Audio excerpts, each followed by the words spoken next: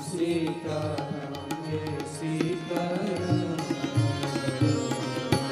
श्री सीतारामचंद्र भगवान की जय। श्री हनुमान जी महाराज की जय। श्री ब्रह्मबाला जी महाराज की जय। जय जय सीताराम।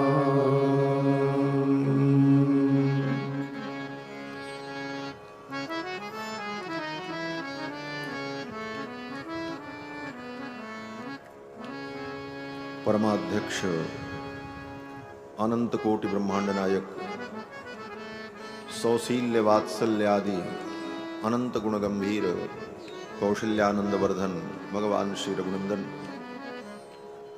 जिनकी मंगलमयी पुण्य गाथा हम सभी लोग श्रवण कर रहे हैं। भगवान की कथा के सुरसिक श्रोता आंजनेय श्री हनुमंत लाल जी महाराज, जिनकी भावमयी उपस्थिति भगवान की कथा में सर्वदा सर्वत्र विद्यमान रहती है। कहीं भी कथा हो, श्री हनुमान जी महाराज कथा श्रवण करने के लिए जरूर पधारते। और यहाँ तो साक्षात स्वयंभू ब्रह्मबाला जी विराजमान हैं। इन्होंने तो कथा सुनने के लिए अयोध्या से बुला लिया है, ले आओ कथा सुनाओ। और वाल्मीकि रामायण की कथा कल महाराज जी संस्मरण सुना रहे थे कि वर्षों पूर्व श्री ब्रह्मबाला जी ने आपको ऐसी प्रेरणा दी, कुछ आवाज सुनाई पड़ी कि हमको वाल्मीकि रामायण की कथा सुनाओ। महाराज श्री ने मन में सोचा, वाल्मीकि रामायण की कथा कौन सुनाए। भागवत की कथा, मानस जी की कथा तो सर्वत्र प्रायः होती ही है। श्री वाल्मीकि रामायण आधारित राम कथा बहुत कम होती है। महाराज श्री ने विचार किया कौन सुनाएगा, तो फिर प्रेरणा हुई, कुछ आवाज ऐसी आई कि कल प्रातः काल जो ब्राह्मण आ जाएं उन्हीं को व्यासपीठ पर बैठा वही सुनाएं। और फिर प्रातः काल जो विप्र देवता पधारे, उनसे महाराज जी ने कहा, बोले हम तो वाल्मीकि रामायण कभी पढ़े ही नहीं, कैसे सुनाएंगे। बोले आज्ञा तो यही भाई। तो वे विप्र देवता भी बड़े अद्भुत, उन्होंने कहा जब हनुमान जी ने कहा है तो फिर वो सब करा लेंगे। और फिर उन्होंने हनुमान जी महाराज को, ब्रह्मबाला जी को रामायण की कथा सुनाई। और फिर कथा का जब ये अवसर आया तो श्री वाल्मीकि रामायण की कथा का ही संकल्प हुआ। तो श्री हनुमान जी महाराज को भगवान की कथा अत्यंत प्रिय। कहीं भी भगवान की कथा हो, श्री हनुमान जी महाराज जरूर पधारते हैं सुनने के लिए। यत्र यत्र रघुनाथ कीर्तनम तत्र तत्र कृतमस्तकांजलिम। कहीं भी भगवान की कथा हो, हनुमान जी महाराज बड़े विनम्र भाव से मस्तक झुकाए, हाथ जोड़े पधारते। और किस रूप में आते हैं ये किसी को पता नहीं। अभी बांके बिहारी शरण जी कह रहे थे ना, कोई महात्मा कथा सुना रहे थे, हनुमान जी के लिए आसन लगा रखा था, किसी को विश्वास नहीं हुआ। आसन उठाने गए तो आसन उठा ही नहीं, क्यों बोले हनुमान जी अप्रत्यक्ष रूप से वहां विराजमान थे, हनुमान जी को कौन उठावे। हनुमान जी महाराज तो जब चाहें तभी कोई उनको उठा सकता है। कल महाराज जी एक संस्मरण और सुना रहे थे कि जो स्वयंभू हनुमान श्री ब्रह्मबाला जी महाराज हैं, पहले लेटे हुए थे, उनको सीधा किया तो सीधे तो हो गए, फिर उनको और उठाने की कोशिश की तो उठने का मन नहीं था, तो नहीं उठे तो नहीं उठे। देवताओं के इस दिव्य चमत्कार को जो भावुक प्राणी है वो समझ सकता है, नीरस प्राणी, बुद्धि प्रधान प्राणी इन बातों को नहीं समझ सकता। सीधी सीधी बात है। जो बुद्धि प्रधान है उसकी बुद्धि कुतर्क करती रहती है। बुद्धि तर्क प्रधान होती है और तर्क का उल्टा क्या होता है? बोले कर्त। वो कर्तन कर देती है, काट देती है। इसलिए बुद्धि से भगवान को, परमात्मा को नहीं समझा सकता। हाँ, अगर वह बुद्धि भक्ति रूपा हो जाए तब तो समझा जा सकता है।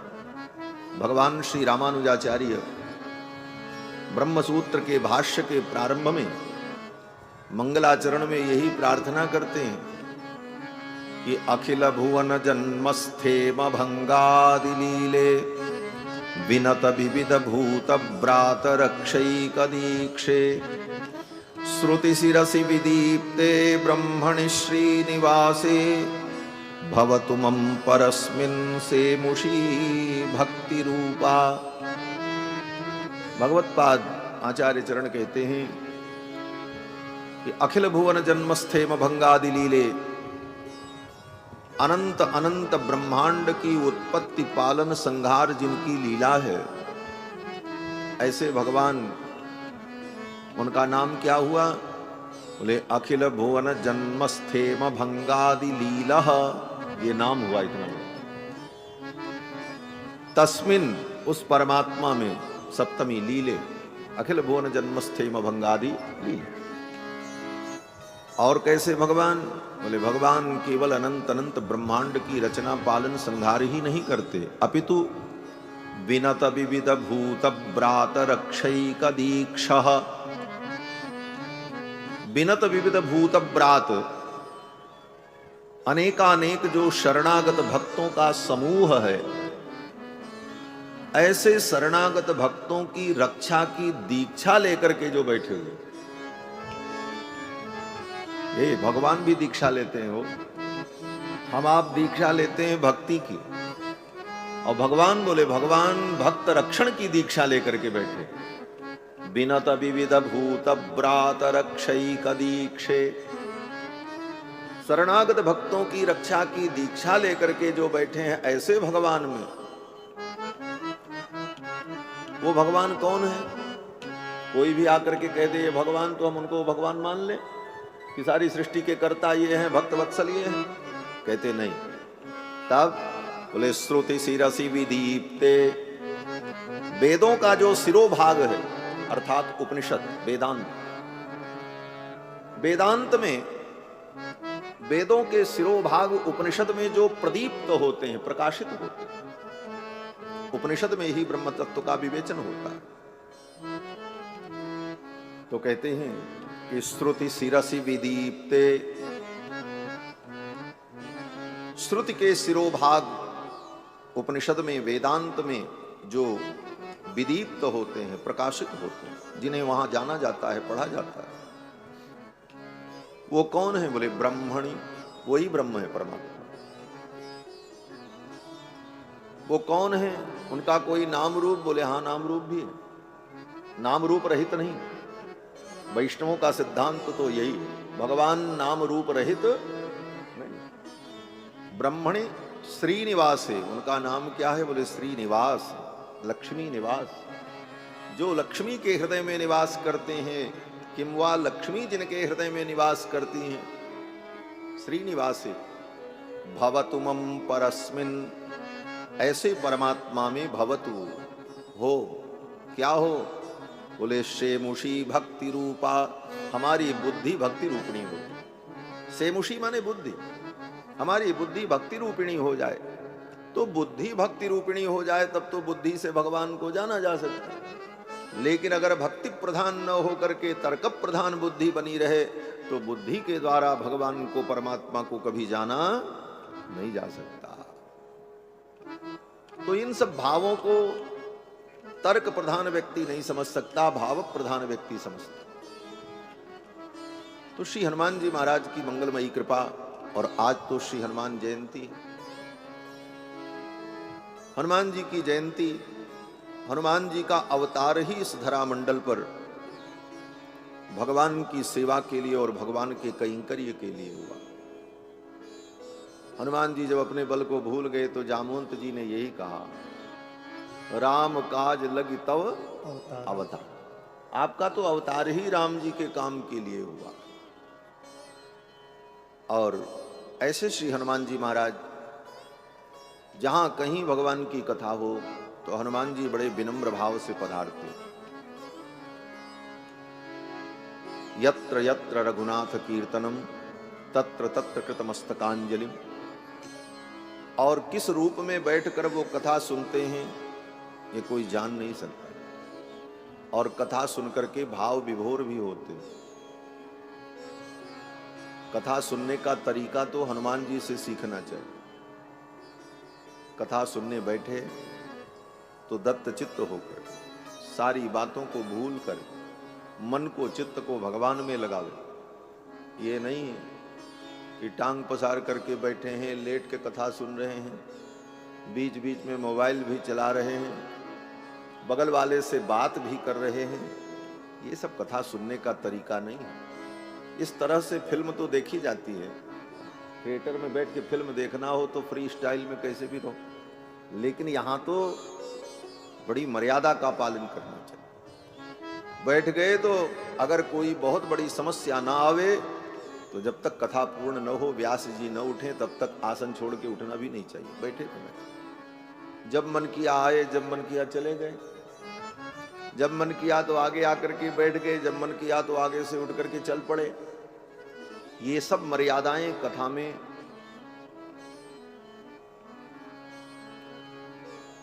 इन मर्यादाओं का पालन करना चाहिए, तब कथा कल्याण करती है। अन्यथा कथा का अनादर हो जाता है और कथा के अनादर का परिणाम बड़ा भयानक होता है। भगवान श्री राम जानकी जी को कथा सुना रहे थे। कहां? बोले पंचवटी में। पुराणों की, शास्त्र की चर्चा सुना रहे थे। लक्ष्मण जी और जानकी जी दो श्रोता और राम जी वक्ता। तब तक वो मारीच माया मृग आ गया। कथा छोड़ करके श्री जानकी जी उस मृग को देखने लगी और श्री जानकी जी ने कहा, प्रभु ये मृग बड़ा सुंदर है, आप इसे ले आओ। भगवान ने कहा, देवी आप तो कथा सुनो, ये मृग कैसा है क्या है छोड़ो, ये तो वन है, यहां तो अनेक प्रकार के मृग पशु पक्षी विचरण करते। सीता जी ने कहा, नहीं नहीं ऐसा मृग फिर देखने को नहीं मिलेगा, आप इसे ले आओ। ये कांचन मृग है। भगवान ने मन में विचार किया, कथा छोड़ करके इनका मन, इनकी बुद्धि अन्य विषय में गई, इसका परिणाम अच्छा नहीं होगा। भगवान तो मौन हो गए। परिणाम यही हुआ कि सीता जी को कांचन मृग नहीं मिला और उस कांचन मृग के जगह पर, सोने के मृग के जगह पर सोने की लंका तो मिल गई, लेकिन राम जी दूर हो गए। सोने की लंका मिल गई, राम जी दूर हो गए और उस सोने की लंका में बड़े बड़े सोने वाले सुतक्कड़ थे। हाँ, 6-6 महीने सोने वाले लोग भी थे वहां। लेकिन उस सोने की लंका में किशोरी जी को नींद नहीं आई। 18 महीने जागरण करते हुए राम जी के वियोग में दुख का अनुभव करना। कथा, ये कथा ही दुख को दूर करती है और कथा का अनादर कर दे तो फिर ये कथा ही तुम्हें दुख में डाल देती है। दोनों बातें हैं। किशोरी जी को इस कथा ने ही दुख में डाल दिया, अनादर। और जब किशोरी जी ने पुनः इस बात का अनुभव किया, हनुमान जी पहुंचे तो हनुमान जी ने किशोरी जी को राम जी की कथा सुनाई लंका में। रामचंद्र गुण बरनए लागा, सुनतहि सीता कर दुख भागा। रामचंद्र गुण बरनए लागा, सुनतहि सीता कर दुख भागा। सुनतहि सीता कर दुख भागा। सुनतहि सीता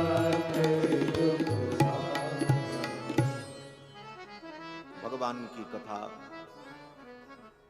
कैसे सुननी चाहिए, हनुमान जी से सीख। हनुमान जी महाराज कथा में आते और जहां जगह मिल जाए कहीं भी बैठ और कथा सुन करके उनका हृदय गदगद होता। सूखे पत्थर जैसे बन करके कथा सुनने का कोई फल नहीं होता।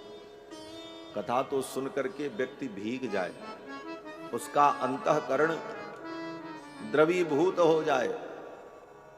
और अंतःकरण द्रवीभूत हुआ, इसका परिणाम क्या? बोले कोई प्रसंग आए तो आंखों में आंसू आ जाए। स्वयं भगवान कहते हैं, मम गुण गावत पुलक शरीरा, गद गद गिरा नयन बहरीरा। मम गुण गावत पुलक शरीरा, गद गद गिरा नयन बहरीरा। गद गद गिरा नयन बहरीरा, गद गद गिरा नयन बहरीरा। भगवान की कथा सुनकर के वाणी गदगद हो, आंखों से अश्रुपात हो। लेकिन किसके? बोले सुनने वाले। सुनाने वाला इतना गदगद हो जाए तो फिर सुनाई नहीं पाएगा। ये सुनने वाले के लिए। हाँ, क्यों? बोले जो व्यक्ति डूबा होता है वो वर्णन नहीं कर सकता, और जो वर्णन करेगा वो डूब नहीं सकता। कोई व्यक्ति पानी में डुबकी लगावे तो उससे पूछो तुमको क्या अनुभव हुआ? बोले अब बाहर निकले तो बताओ। और जब बाहर निकले तो बोले अनुभव तो बता रहे हो, लेकिन तुम तो डूबे नहीं हो। बोले डूबे होते तो फिर बताते कैसे? इसलिए यह स्थिति श्रोता के लिए बनती है।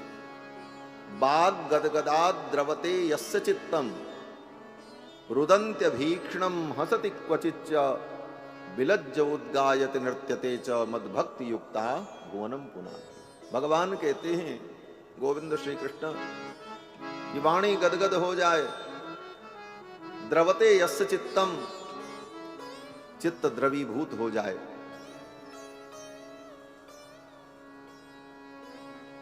रुदन्त्य भीक्षणम, और बार बार रोना आवे। हमारे पूज्य महाराज श्री कहते थे, कथा हंसने के लिए होती ही नहीं। लोग कहते महाराज अमुक महात्मा कथा सुना रहे थे, खूब हंसाया, खूब नचाया, खूब हंसाया।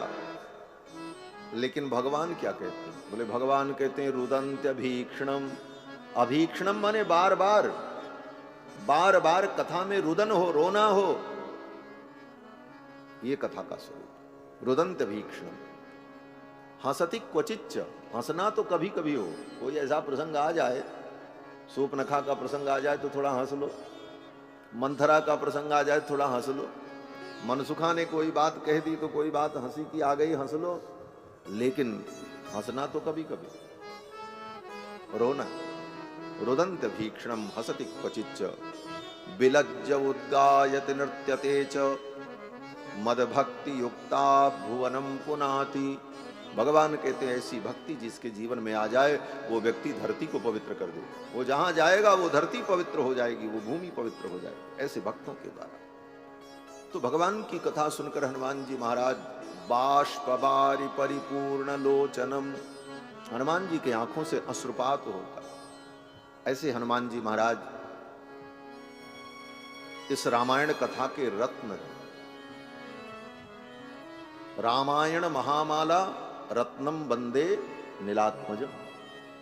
रामायण रूपी ये जो कथा की माला है, इस माला में जो पदिक है, जो हार है, जो रत्न है, वो तो हनुमान जी महाराज।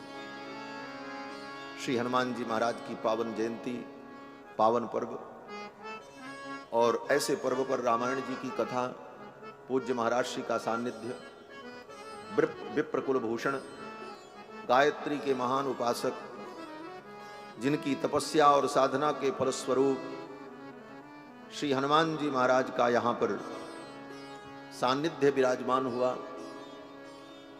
और लोगों का कल्याण, लोगों का मंगल हो रहा है। तो श्री हनुमान जी महाराज की चर्चा प्रारंभ हुई।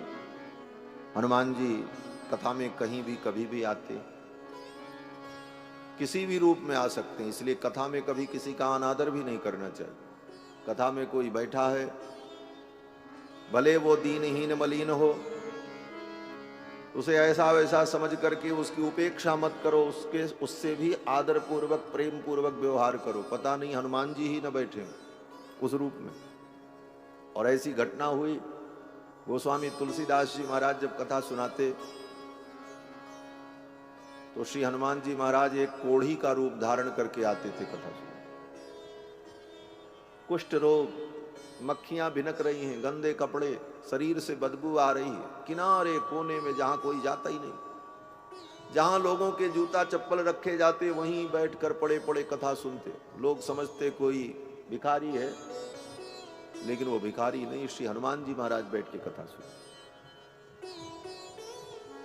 पता कैसे चला? बोले गोस्वामी जी महाराज का नित्य नियम था, नित्य नियम करने जब जाते थे, शौच स्नान आदि क्रिया, वैसे ही सहज भाव से शौच करने के बाद जब लौटते थे तो जो जल बचता था, रास्ते में एक बबूल का पेड़ था, उसी पेड़ की जड़ में डाल देते। उस पेड़ पर एक प्रेत रहता था। वो प्रेत भूखा प्यासा, उसको कभी तृप्ति नहीं होती थी,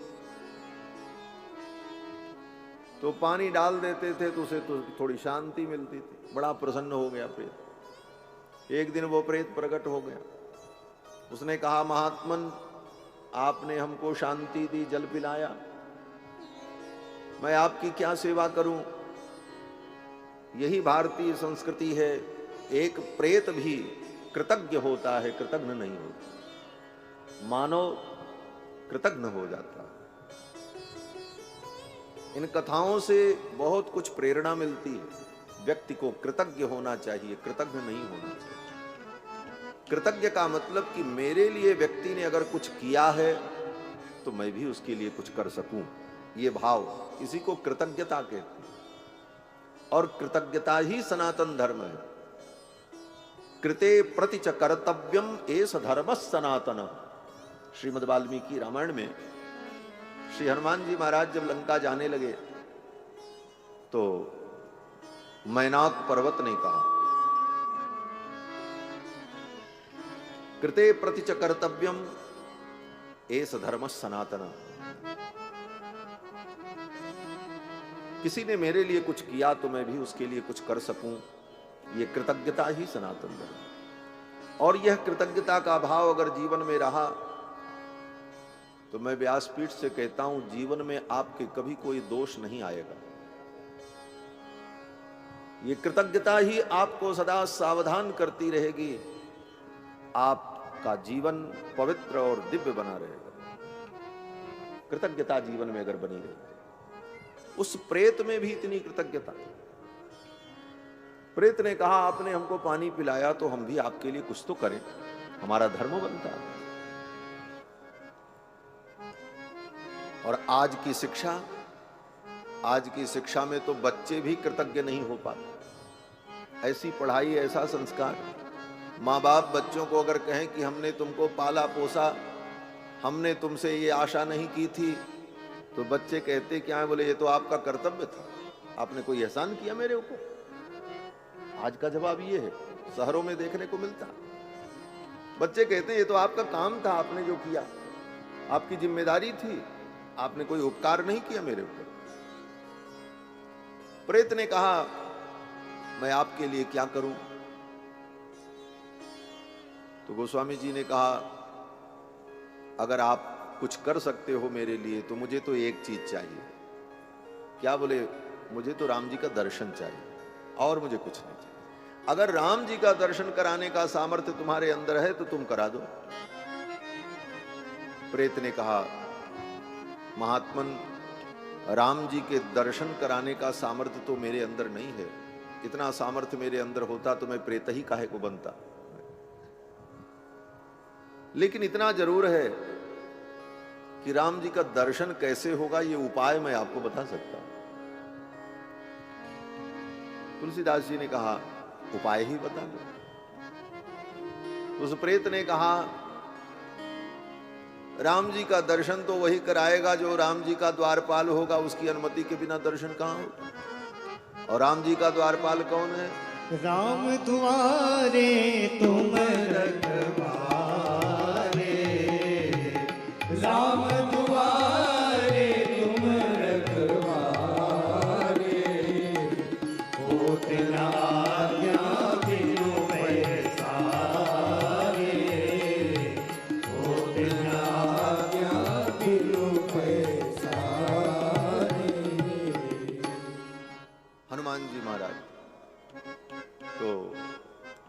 प्रेत ने कहा, आपके यहाँ जब कथा होती है, आप कथा सुनाते हो, तो श्री हनुमान जी प्रतिदिन कथा सुनने आते हैं? बोले हनुमान जी आते हैं, हमने तो कभी नहीं देखा। बोले वो रोज आते हैं, आप पहचान नहीं पाते, आप उनको पकड़ लो और उनके चरण को पकड़ लो। बोले हनुमान जी, आपने इतने दिन कथा सुनी है, तो कथा सुने तो कथा सुनाने वाले को दक्षिणा देनी चाहिए, फोकट में कथा नहीं सुननी चाहिए। कि भाई बांके जी ऐसा मत समझना कि स्वामी जी कुछ इशारा कर रहे हैं। श्री सीतारामचंद्र भगवान की जय। दक्षिणा का मतलब वही बात, कृतज्ञता, कृतज्ञता ज्ञापन ही है। उस प्रेत ने कहा कि यही मांग लेना कि भाई कथा सुनी है तो कुछ तो दक्षिणा दो।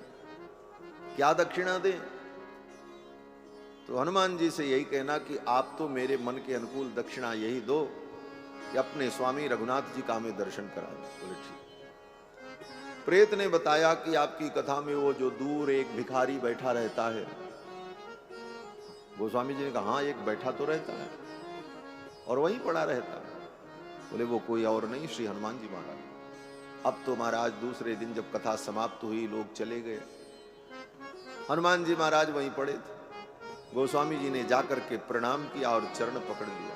भिखारी बने हनुमान जी महाराज, वो कहने लगे अरे हटो हटो, मुझे मत छुओ, मुझे कुष्ठ रोग है, तुम्हें भी ये रोग व्याप्त हो जाएगा, दूर हटो। गोस्वामी जी ने कहा मैंने पहचान लिया आपको, आप हनुमान जी महाराज हैं। और ये कह करके चरण पकड़ लिया। बोले मेरे ऊपर कृपा करो। हनुमान जी ने सोचा अब जब जान ही गए हैं तो कोई बहाना चलेगा नहीं। हनुमान जी ने कहा क्या कृपा करें? गोस्वामी जी ने कहा मुझे प्रभु का दर्शन करा दो।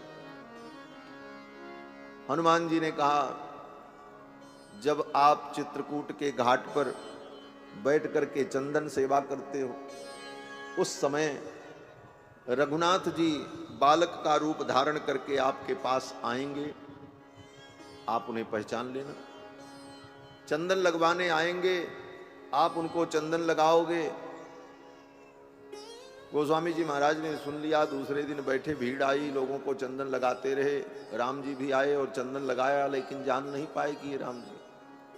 तब श्री हनुमान जी महाराज ने पक्षी का रूप धारण कर लिया और एक सुख का रूप धारण करके, तोते का रूप धारण करके बैठ गए और वृक्ष की डाली पर बैठ करके बोलने लगे, चित्रकूट की घाट पर भय संतन की भीड़, तुलसीदास चंदन घिसत तिलक करत रघुबीर। गोस्वामी जी ने चंदन का पात्र छोड़कर दौड़कर रघुनाथ जी के चरणों में गिर करके साष्टांग प्रणाम किया। भगवान ने उठा करके हृदय से लगा लिया, अनुग्रह किया। तो श्री हनुमान जी महाराज इस कलयुग में भी गोस्वामी जी के यहां कथा सुनने के लिए कुष्ठ रोगी का रूप धारण करके, तो कहीं भी ठाकुर जी की कथा हो, श्री हनुमान जी महाराज जरूर पधारते। और यहां तो साक्षात श्री ब्रह्मवाला जी विराजमान है। ऐसे पावन प्रांगण में भगवान की मंगलमयी कथा श्रीमद् वाल्मीकि रामायण का श्रवण, जिस रामायण का एक एक अक्षर एकैकम अक्षरम प्रोक्तम महापातक नाशनम, रामायण का एक एक अक्षर हमारे महान से महान पातक को, पाप को नष्ट करने वाला। ऐसी मंगलमयी कथा राम जी की कल के प्रसंग में आप सभी लोगों ने श्रवण किया कि भगवान अयोध्या में चार चार रूपों में प्रकट हुए। कृत्वात्मानं चतुर्विधम पितरम रोचयामास तदा दशरथम नृपम। राजा दशरथ को पिता बनाने की इच्छा की और चार रूपों में भगवान अयोध्या में प्रकट हुए। कृत्वात्मानं चतुर्विधम, एक ही तत्व परमात्म तत्व चार रूपों में अयोध्या में प्रकट हुए। यही वेदव्यास जी भी कहते हैं, चतुर्धागाद हरिहि। चतुर्धागाद, भगवान चार रूपों में प्रकट हुए। राम लक्ष्मण भरत शत्रुघ्न, ये भगवान के चतुर्व्यूह हैं। भगवान के 5 रूपों का वर्णन वैष्णवाचार्यों ने किया है। पर, व्यूह, विभव, अंतर्यामी, अर्चा, ये 5 रूप। संक्षेप में इसका परिचय बता दें। पर, भगवान का पर रूप माने वैकुंठ में, साकेत में, गोलोक में भगवान जो विराजमान हैं उनका वह रूप पर रूप है। पर माने श्रेष्ठ, परम श्रेष्ठ रूप, पर तत्व का रूप पर। और दूसरा व्यूह, वही भगवान व्यूह रूप में जब होते हैं तो उनका 4 रूप हो जाता है। वासुदेव, संकर्षण, प्रद्युम्न, अनिरुद्ध, ये चतुर्व्यूह है। पर व्यूह, और फिर वही परमात्मा विभव रूप में आते हैं। विभव माने जिस रूप में भगवान का वैभव प्रकट होता है वो भगवान का विभवावतार कहलाता है। रामावतार, कृष्णावतार, ये सब भगवान का विभवावतार है, ये विभव रूप है। तो पर, व्यूह, विभव। और तीसरा वो चौथा अंतर्यामी। अंतर्यामी रूप में भगवान सबके अंदर विद्यमान है। अंतर्बहिश्च तत्सर्वं व्याप्य नारायण स्थितः। अंदर बाहर सब जगह। बोले किसी वस्तु के अंदर भी भगवान हो, बाहर भी भगवान हो, ये बात कैसे समझी जाए? पूरे ब्रह्मांड से बाहर फिर क्या है? सब कुछ तो ब्रह्मांड में। फिर ब्रह्मांड से बाहर भी भगवान है और ब्रह्मांड के कण कण में भी भगवान है, ये बात तो इसी को वेदों ने कहा सभूमिम सर्वतो भृत्वा अत्यतिष्ठत दशांगुलम। सभूमिम सर्वतो भृत्वा, भूमिम का मतलब अनंत अनंत ब्रह्मांड, वो भी भगवान ही। अंतर्बहिश्च तत्सर्वं व्याप्य नारायण स्थितः, वो परमात्मा सर्वत्र व्याप्त है। तो ये भगवान का अंतर्यामी रूप है। और भगवान का चौथा रूप, 5वां रूप अर्चा। पूजा के लिए, भक्त की वांछा को पूर्ण करने के लिए मूर्ति के रूप में भगवान जो विराजमान रहते हैं, मंदिर में शास्त्र विधि से मूर्ति का निर्माण करके विधि पूर्वक उस मूर्ति में जब प्राण प्रतिष्ठा कर दी गई तो वो भी भगवान है। ये भगवान कौन है? बोले अर्चा भगवान है। इनको अर्चा भगवान कहा जाता है। इसका नाम अर्चावतार है। मंदिर में जो मूर्ति विराजमान होती है वो भगवान का अवतार होता है, अर्चावतार। अर्चना के लिए, पूजा के लिए भगवान का अवतार हुआ उस मूर्ति के रूप। समर्थ होते हुए भी कुछ नहीं करते। उन्होंने सबको बुलाया, बोले आओ सखी तुम भी चलो, तुम भी चलो। अकेले क्यों नहीं चली गई? हर काम में व्यक्ति अकेले भागता है, लेकिन भगवान का दर्शन करने सखियां गई तो सबको लेकर के जा रहे। और कहती हैं सखियां कि सब मिली आवोरी सजनी मंगल गाइए। हम सब मिलके मंगल गान करें। क्यों?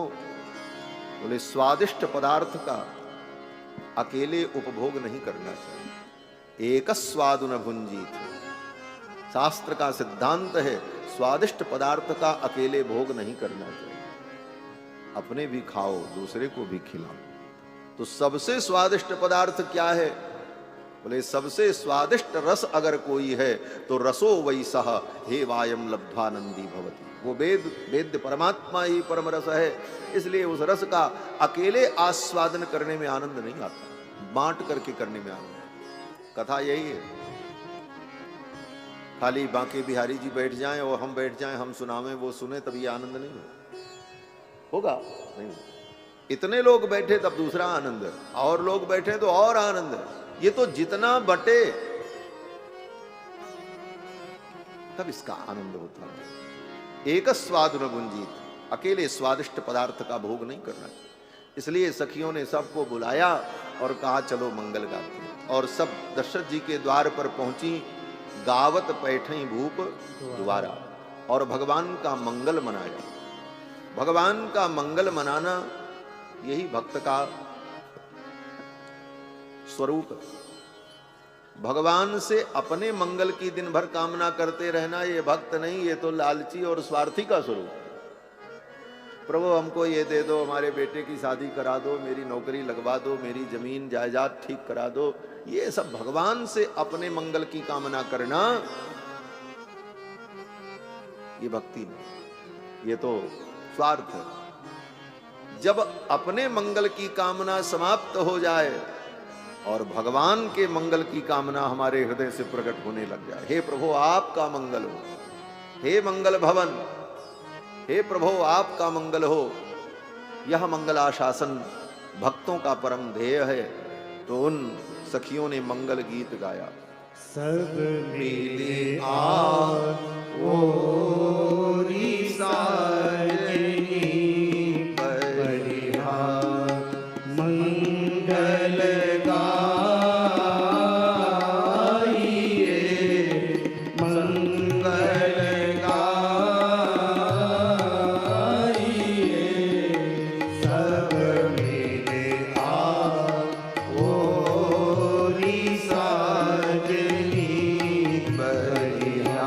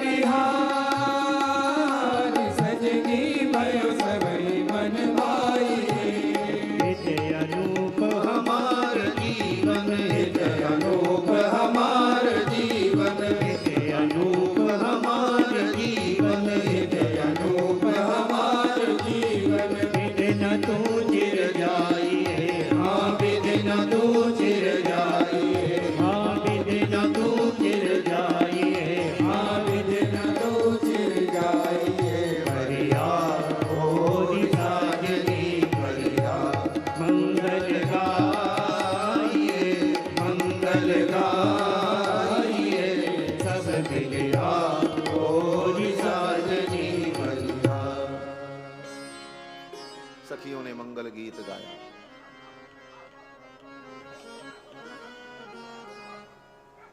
घस चारु चंदन लीप आंगन, मोतिन चौक पुराई। आंगन को चंदन से लीप कर मोतियों के चौक बनाए, बंदर वार बांधे। बड़ा अद्भुत उत्सव हुआ। जगुह कलम च गंधर्वा नर्तुश्चाप्सरो गणाः। केवल अयोध्या में ही उत्सव नहीं हो रहा, अयोध्या के अंतरिक्ष में गंधर्व लोग नृत्य कर रहे हैं। जगुह कलम च गंधर्वा, गंधर्व लोग गान कर रहे थे, नृत्य कर रहे थे। देव दुंदुभयो नेदुः, देवता आकाश में दुंद भी बजा रहे थे। पुष्प वृष्टिश्चखात पतत, आकाश से पुष्प की वर्षा हुई। नंदन कानन के पुष्पों को देवता लोग ऊपर से बरसा रहे। उस समय अयोध्या का क्या आनंद था। भगवान शंकर पार्वती जी से कहते हैं, सखी देवी,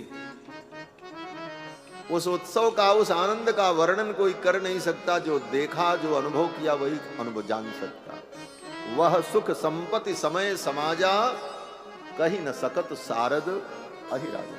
वह सुख संपत्ति समय समाजा, वह सुख संपत्ति समय समाजा, कहीं न सकई सारद अहिराजा, कहीं न सकई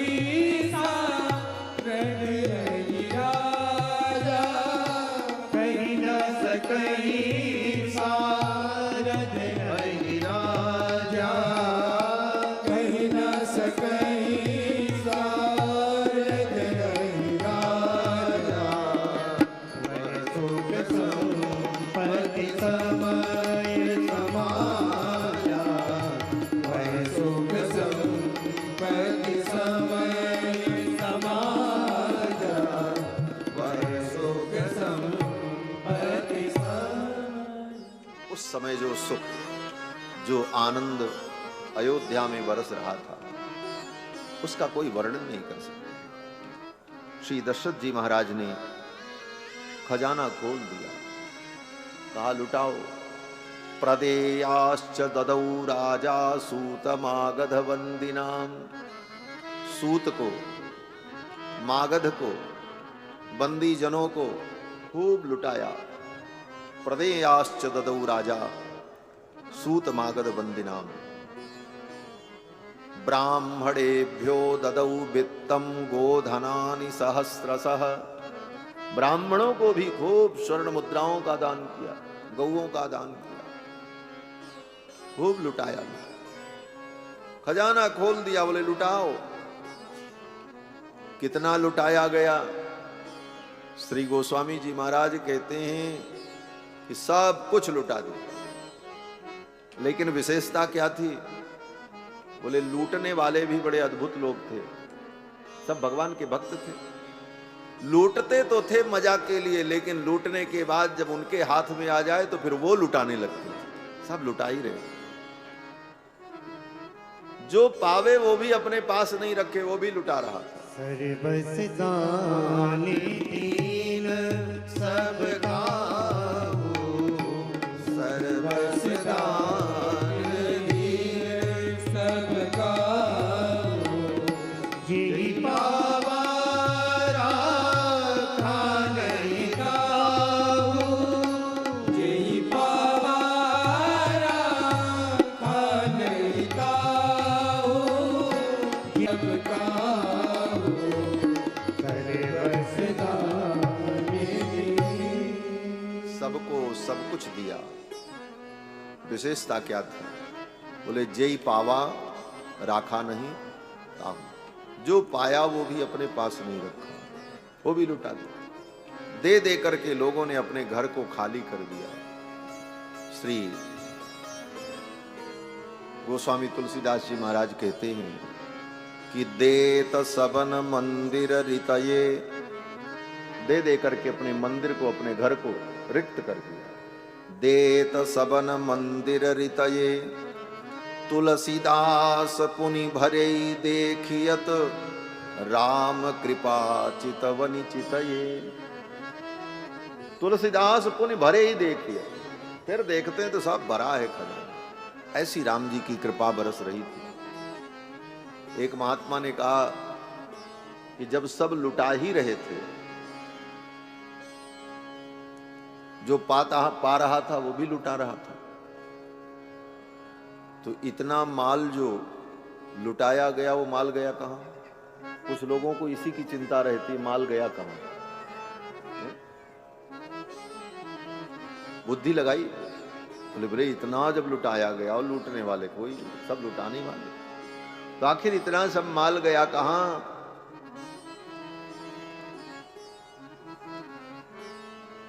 तो इसका उत्तर देते हैं कि जब राम जी का जन्म महोत्सव हो रहा था तो स्वर्ग के देवता भी अयोध्या में आकर इस उत्सव का दर्शन कर रहे।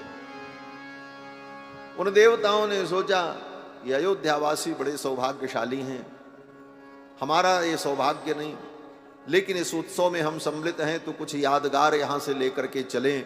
तो जो लुटाया गया वो देवता लोग लूट करके लेकर के, राम निछावर लेन देव हठ होत भिखारी, देवता भिखारी बनकर के लूट रहे। अयोध्या में ऐसा परमानंद हुआ। प्रदेयाश्च ददौ राजा सूतमागध वंदिनाम, ब्राह्मणेभ्यो ददौ वित्तम गोधनानि सहस्रशः। और कई दिनों तक उत्सव चलता रहा। कई दिनों का मतलब दिन तो वही था, लेकिन एक महीने के बराबर एक दिन हो गया। सूर्य भगवान जब मध्याह्न में आकाश में आए, राम जी का जन्म महोत्सव दर्शन किया, देखा, सूर्य भगवान को इतना आनंद आया, मेरे कुल में, मेरे वंश में मेरे आराध्य प्रकट हैं, इस उत्सव का आनंद लेना चाहिए। और आनंद लेने में इतने मगन हो गए सूर्य भगवान की, रुक गए, खड़े रह गए, आगे बढ़े ही नहीं। और कब तक? बोले एक महीने तक। एक महीने तक सूर्य भगवान आकाश में रुके रहे। परिणाम क्या हुआ? बोले एक महीने के बराबर एक दिन हो गए। मास दिवस कर दिवस भा मरम न जाना कोय, रथ समेत रवि था क्यों निशा कवन विधि होय। रात भई ही नहीं, दिन भर सूर्य भगवान एक महीने तक रुके रहे। एक महीने के बराबर एक दिन हो गया। जैसे ब्रज में जब भगवान ने रास लीला की तो वो एक रात्रि जो शरद पूर्णिमा की थी, वो 6 महीने के बराबर एक रात्रि हो गई। और 6 महीने कौन कहे? आचार्य जन तो कहते हैं कि ब्रह्मा की जो ब्राह्मी रात्रि है, ब्रह्मा की रात्रि कितनी बड़ी होती है? बोले हमारा आपका जो एक दिन 24 घंटे का अहोरात्र, 12 घंटे दिन 12 घंटी रात, इसको अहोरात्र कहते हैं। अह माने दिन और रात माने रात, दोनों मिलाकर के अहोरात्र। और ऐसे ऐसे अहोरात्र 24 घंटे का 365 दिन बीते तो 1 वर्ष होता है साधारणतया। और ऐसे ऐसे 4,32,000 वर्ष बीत जाएं, ये कलयुग की आयु है। इसका 2 गुना द्वापर 8,64,000, 3 गुना त्रेता, 4 गुना सतयुग। सतयुग, त्रेता, द्वापर, कलयुग, चारों युग एक क्रम से बीत जाए तो इसका नाम एक चतुर्युगी। और ऐसी ऐसी 1000 चतुर्युगी जब बीत जाती है तब ब्रह्मा जी का एक दिन होता है 12 घंटे। और इतनी बड़ी ही ब्रह्मा की रात्रि होती है, जिसको ब्राह्मी रात्रि कहा जाता है। टीकाकार विद्वानों ने कहा कि ब्राह्मी रात्रि जो ब्रह्मा की रात्रि है, 4000 युग के बराबर ब्रह्मा जी की रात्रि वो 12 घंटे। ब्रह्मा जी के लिए वो 12 ही घंटा होता है, 12 घंटे की रात्रि। ऐसी ब्राह्मी रात्रि का, अनंत अनंत ब्राह्मी रात्रियों का उस शरद पूर्णिमा की रात्रि में समावेश हो गए। अनंत अनंत ब्राह्मी रात्रि का समावेश हो गया। बोले बात समझ में नहीं आती, कैसा ऐसे हो सकता है? बोले हो सकता है। इसलिए हो सकता है कि काल स्वयं भगवान का रूप है। कालात्मना भगवता शक्रदर्पम जिघांसता। भगवान कालात्मा है। ये काल भगवान का ही रूप है और काल नित्य है, और इस नित्य काल की अनुभूति भगवान के संकल्प से होती है। भगवान चाहे तो एक क्षण में आपको हजारों हजारों युग का अनुभव करा दें, और हजारों हजारों युग बीत जाए, आपको एक क्षण का ही अनुभव। इसी को कहते हैं क्षण कल्पता, कल्प क्षणता। एक कल्प का अनुभव एक क्षण में, और एक क्षण का अनुभव एक कल्प में। इसी को कल्प क्षणता और क्षण कल्पता कहा जाता है। और ऐसे न समझो तो आप ऐसे भी समझ लो कि रात्रि में जब आप सोते हो तो आप 4 घंटे 5 घंटे सोते हो, 5 घंटे 6 घंटे अधिकतम सोए तो आप 5 और 6 घंटे, लेकिन उस 6 घंटे में आपने कितना अनुभव किया। जगने के बाद आप कहते हो हम तो दिल्ली चले गए थे, वहां नौकरी लग गई, फिर वहां घर बनाया, फिर ब्याह हो गया, फिर बच्चे हो गए, तब ये हो गया, तब वो हो गया। वर्षों की कहानी व्यक्ति 4 घंटे में अनुभव कर लेता, और समय तो 4 ही घंटे था। उस 4 घंटे में भी आधे घंटे, 20 मिनट में, 10 मिनट में भी कितना लंबा स्वप्न हम देखते हैं, और जो कुछ देखते हैं जब तक जगते नहीं है तब तक वो सब सत्य ही प्रतीत होता। उसका नाम स्वाप्निक सृष्टि है। स्वाप में, शयन में जो परमात्मा के द्वारा सूक्ष्म सृष्टि होती है, उसका अनुभव तो वह भी तो एक अनुभव है। वह अनुभव अगर असत्य है तो फिर वो स्मृति में रहता क्यों है? जागने के बाद व्यक्ति सब कुछ बताता है, लाल रंग का कपड़ा पहने हुए थे, ये खाए थे। अगर वह असत्य होता तो वह स्मृति पटल पर क्यों होता? हां, ये जरूर है कि वह भगवान के संकल्प से सूक्ष्म नाड़ियों में उस दीर्घ काल का अनुभव और उन वस्तुओं का परमात्मा के द्वारा दिव्य सृजन जीव अनुभव करता है, लेकिन वो व्यवहार में नहीं हो पाता, क्योंकि जगने के बाद स्वाप्निक सत्ता नष्ट हो जाती है और जागतिक सत्ता रहती है। तो ये काल का अनुभव भी भगवान के संकल्प से ही होता है। एक दिन में 1 महीने के बराबर, 1 महीने के बराबर 1 दिन हो गया। मास दिवस कर दिवस भाम रमुन जाना कोई। इसी प्रकार उत्सव चलता रहा। वाल्मीकि जी महाराज कहते हैं कि पुनर्वसु नक्षत्र में राम जी प्रकट हुए, और राम जी के प्रकट होने के बाद जब पुष्य नक्षत्र आया तो पुष्य नक्षत्र में भरत जी का प्रादुर्भाव हुआ। पुष्ये जातस्तु भरतो मीन लग्ने प्रसन्नधि।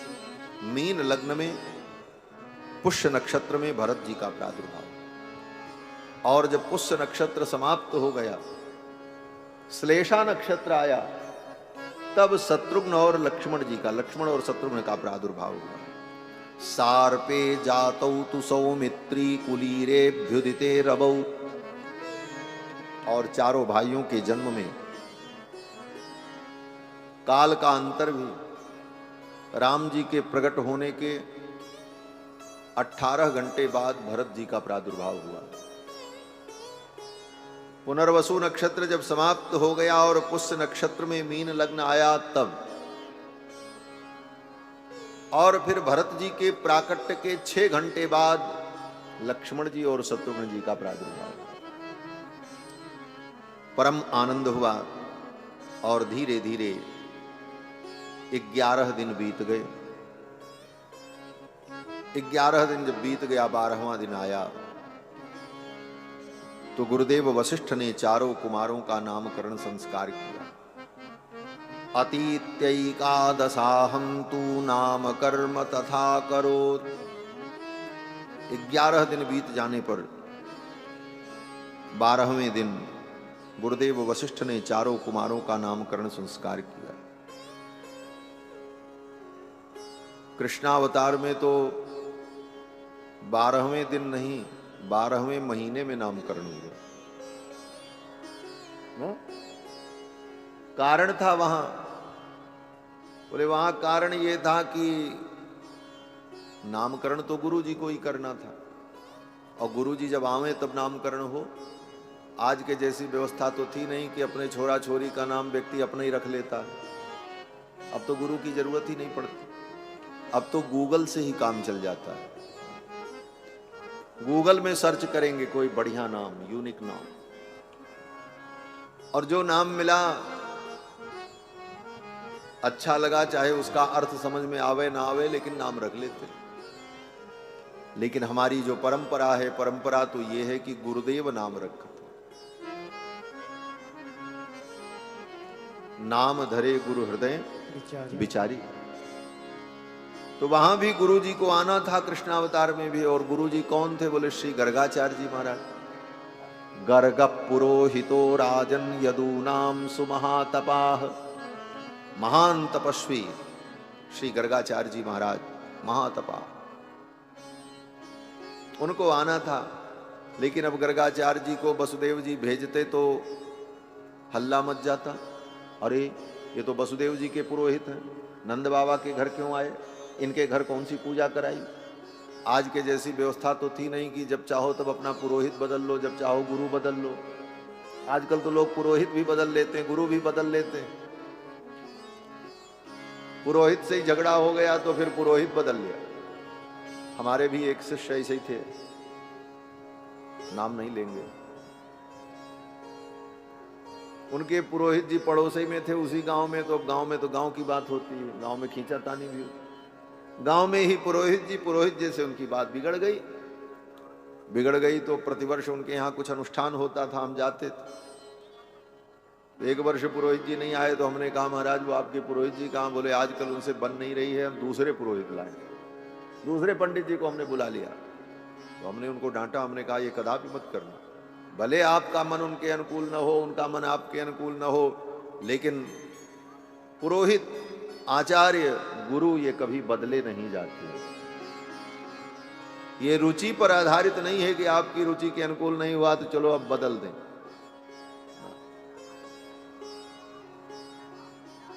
गुरु तो वही रहते जैसे भी है।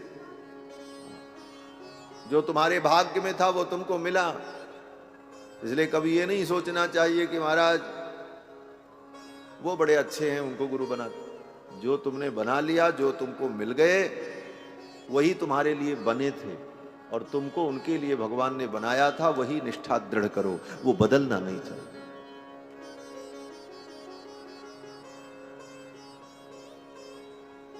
एक बार कन्या का विवाह जिस पति से हो गया, वो पति चाहे अच्छा हो चाहे बेकार हो, वही उसके लिए परमेश्वर है।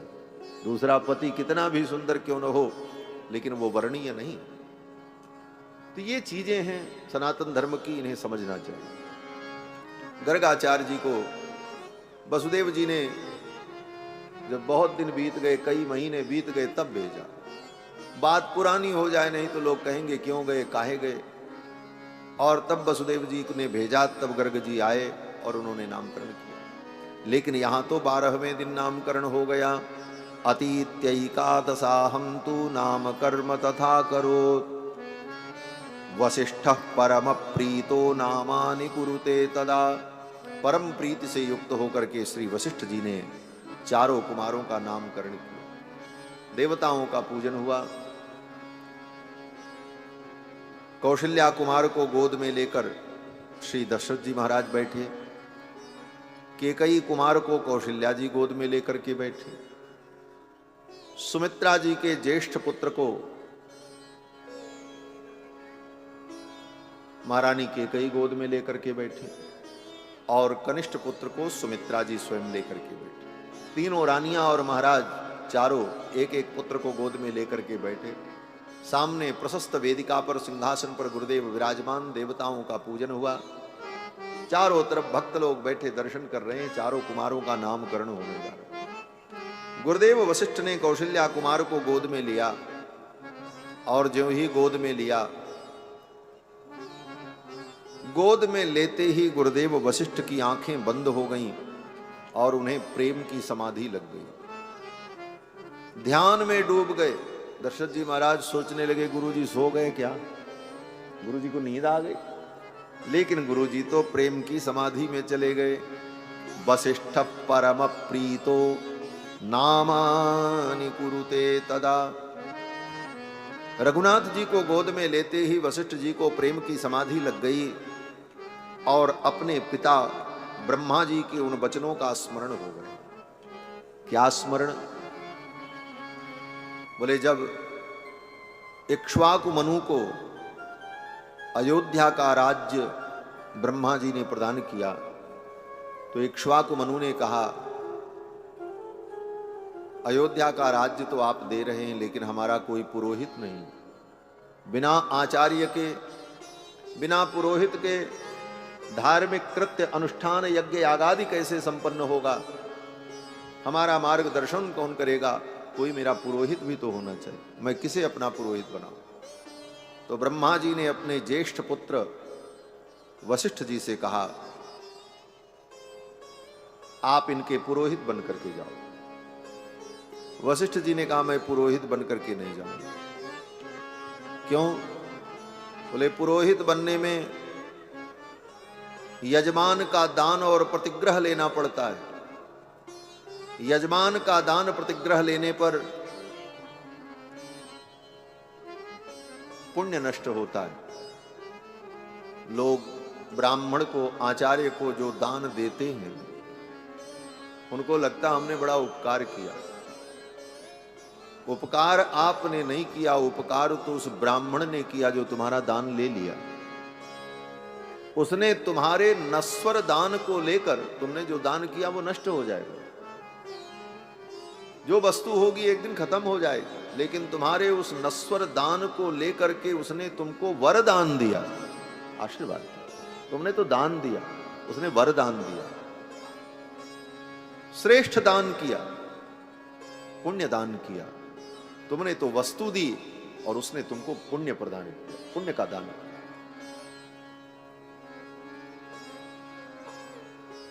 तो पौरोहित्य करने पर, दान प्रतिग्रह लेने पर पुण्य जजमान के पास चला जाता है, पुण्य का क्षीण होता, पुण्य क्षीण होने लगता है।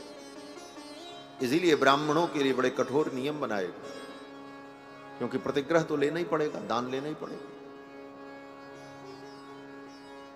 इसलिए ब्राह्मण सदा तप में लगा रहे। ब्राह्मण का शरीर तपस्या करने के लिए ही मिला है।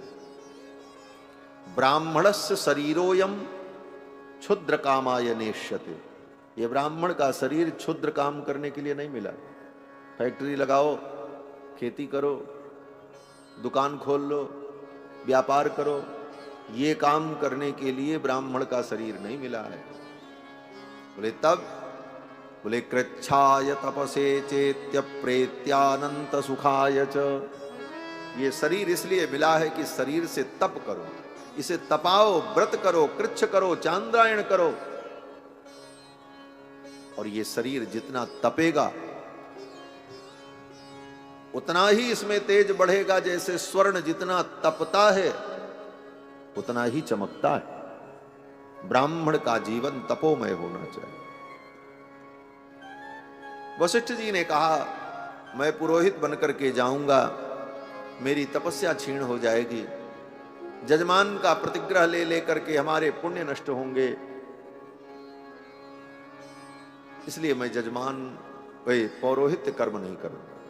मना कर दिया। पौरोहित्य कर्म अति मंदा, वेद पुराण सुमित कर निंदा। वशिष्ठ जी ने यही कहा। तब ब्रह्मा जी ने कहा देखो, अगर इनके पुरोहित बनकर के जाओगे तो एक बहुत बड़ा लाभ तुम्हें मिलेगा। क्या लाभ मिलेगा? ब्रह्मा जी ने कहा इन्हीं के कुल में आगे चल करके एक राजा होंगे जिनका नाम महाराज दशरथ होगा। उनके यहां यज्ञ के द्वारा 4 पुत्रों के रूप में भगवान प्रकट होंगे। वशिष्ठ जी ने कहा भगवान? बोले हां, परब्रह्म परमात्मा भगवान नारायण 4 रूपों में प्रकट होंगे और तुम्हें यह सौभाग्य मिलेगा कि तुम उन्हें अपने गोद में खिलाओगे, उनका नामकरण करोगे। वो बड़े होंगे तो तुम्हारे गुरुकुल में पढ़ने जाएंगे, तुम्हारे शिष्य बनेंगे। उनकी उंगलियों को पकड़ करके तुम लिखना सिखाओगे, उनकी उंगलियों को पकड़ करके तुम उन्हें चलना सिखाओगे। वो तुम्हारी गोद में बैठ करके क्रीड़ा करेंगे, बाल लीला करेंगे और बाल लीला करते करते कभी कभी तुम्हारी दाढ़ी भी पकड़ करके खींच लेंगे। बच्चा गोद में बैठे और दाढ़ी हो तो कभी न कभी तो पकड़ ही लेता। ब्रह्मा जी ने जब वशिष्ठ जी से ये सब बातें कही तो वशिष्ठ जी तो भाव विभोर हो गए। परब्रह्म परमात्मा सच्चिदानंद मुझे इतने सुलभ होंगे कि मैं उन्हें अपनी गोद में बैठाऊंगा, हृदय से लगाऊंगा, उनका नामकरण करूंगा, वो मेरे गुरुकुल में पढ़ेंगे, मेरे साथ खेलेंगे, मेरे पास रहेंगे। ब्रह्मा जी ने कहा हाँ। तब वशिष्ठ जी ने कहा अगर ऐसी बात है तो मैं पुरोहित बनने को तैयार हूं। इसी शर्त पर वशिष्ठ जी महाराज इस वंश के पुरोहित बन करके आए और इक्ष्वाकु मनु से लेकर दशरथ जी के काल तक इस वंश में पौरोहित्य कर्म करते रहे, केवल इसी आशा में कि मुझे एक दिन भगवान मिले। यह भी एक ब्राह्मणों के लिए शिक्षा है। पौरोहित्य कर्म करो, लेकिन पौरोहित्य कर्म का उद्देश्य धन कमाना, जीवन यापन नहीं, अपितु पौरोहित्य कर्म में भी यह उद्देश्य समझो कि मैं लोगों को धर्म में प्रवृत्त करूंगा, सत्कर्म करता रहूंगा, कर्म अनुष्ठान करता रहूंगा, तो एक दिन मुझे इसका फल ये मिलेगा कि मुझे भगवान प्राप्त हो, भगवत प्राप्त